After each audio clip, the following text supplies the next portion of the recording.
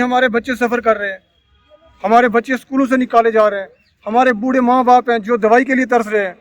हम अपने घर में कोई फंक्शन हो हम लेट जाते हैं, हम टाइम से नहीं जाते, क्योंकि हमारे बच्चों का शौक होता है कि हमारा बाप मुलाजिम है, वो कुछ लेके आएगा।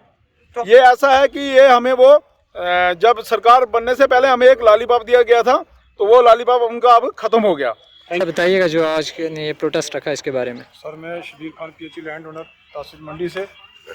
हम सबसे पहले मीडिया हज़रात का शुक्रिया अदा करते हैं कि जो हर बार हमारी आवाज़ जो आला हुकाम तक पहुँचाती रहती है, चाहे वो गवर्नर इंतज़ामिया हो या मौजूदा सरकार हो।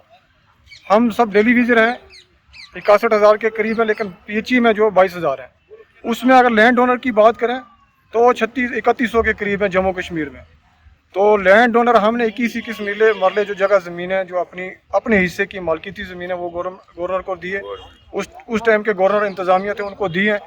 तो जो अपनी हिस्से की ज़मीनें थी उसमें स्ट्रक्चर बनाए उन्होंने, मोटरें लगाई, टैंक बनाए। तो आज 2002 में ज़मीनें दी, 2013 में हमारे आर्डर होते हैं, और आज 2025 है, आज हमें 9,000 के करीब सैलरी मिलती है। उसमें भी हमारी 45 महीने की पेंडिंग है, तो हमें वो 5,000 के करीब भी हमें सैलरी महीने की नहीं मिली। तो आज हमारे बच्चे सफ़र कर रहे हैं, हमारे बच्चे स्कूलों से निकाले जा रहे हैं, हमारे बूढ़े माँ बाप हैं जो दवाई के लिए तरस रहे हैं। हम अपने घर में कोई फंक्शन हो हम लेट जाते हैं, हम टाइम से नहीं जाते, क्योंकि हमारे बच्चों का शौक होता है कि हमारा बाप मुलाजिम है, वो कुछ लेके आएगा।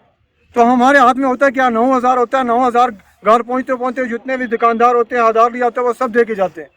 तो शेम है इस गवर्नमेंट के लिए। हम लैंड ओनर अपनी ज़मीनें दी हैं, हमें वो जो ज़मीनें थी जिस पे हम अपनी खेती बाड़ी करते वो भी गवर्नमेंट को दी, और ना मजदूरी के काबिल। और ये जो JJM की स्कीमें आई, करोड़ों रुपए का प्रोजेक्ट था, इसमें सबसे बड़ा अगर योगदान है तो वो डेली विजर का है, जिसने ये इम्प्लीमेंट करवाया। तो आपके रूह से हम ये गवर्नर इंतज़ामिया और मौजूदा सरकार से कहते हैं, अगर हमें परमानेंट नहीं करना है, अभी भी टाइम है।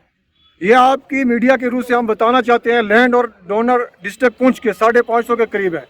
हम ये अपनी होशो आवाज़ में ये चीज़ें कहते हैं उस गवर्नमेंट को कि अगर आपको हमें परमानेंट नहीं करना है, ये स्ट्रक्चर, ये टैंक आप उठाएं, हमारी ज़मीनें हमें दें, हमें ऐसी नौकरी नहीं करनी है।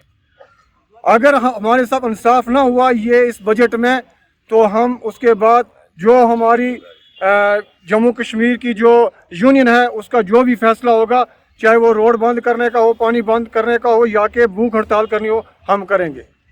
शुक्रिया।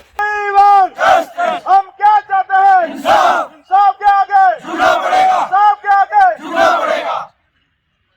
चलो बोलो। मेरा नाम सर संजय कुमार है जी। बताएं ये जो आज आप प्रोटेस्ट कर रहे हैं किस बारे में कर रहे हैं? हमारा प्रोटेस्ट ये है जी भैया जी कि हम सबसे पहले मैं आपका शुक्रिया अदा करता हूं जो कि आप मीडिया वाले हमारा इंटरव्यू लेने के लिए आए हैं।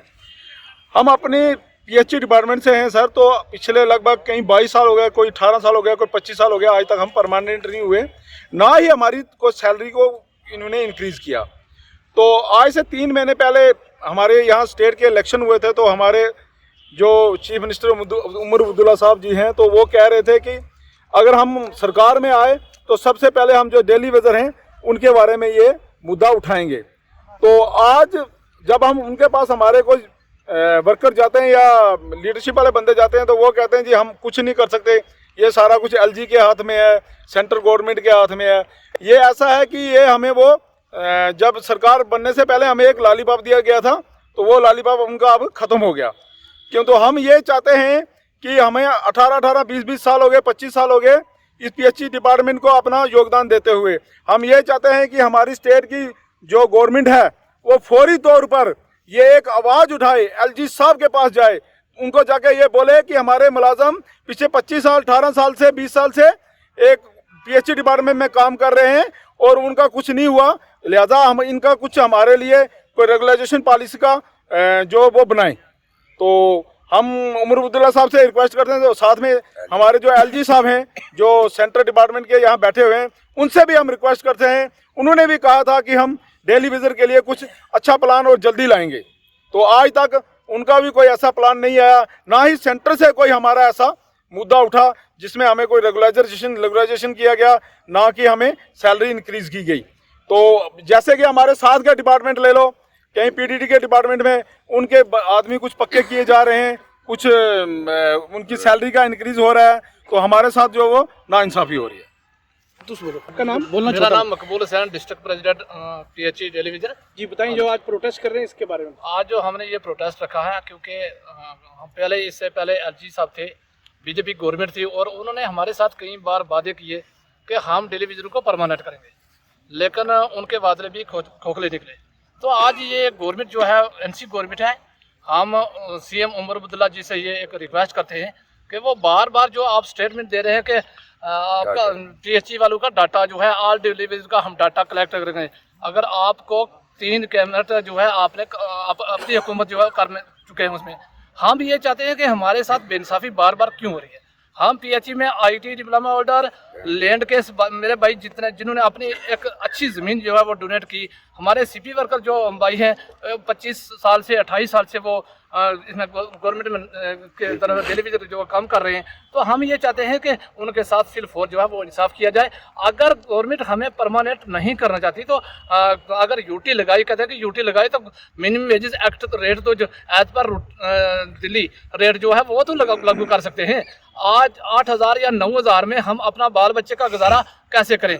आप ही बताएं कि हमें 25 साल, हमारे ये CM साहब कहते हैं कि इनका डाटा कलेक्ट हो। जब आप 2014 में आपकी हुकूमत थी, उस टाइम आपका डाटा जो है आपने पूरा क्लियर करके बताया था।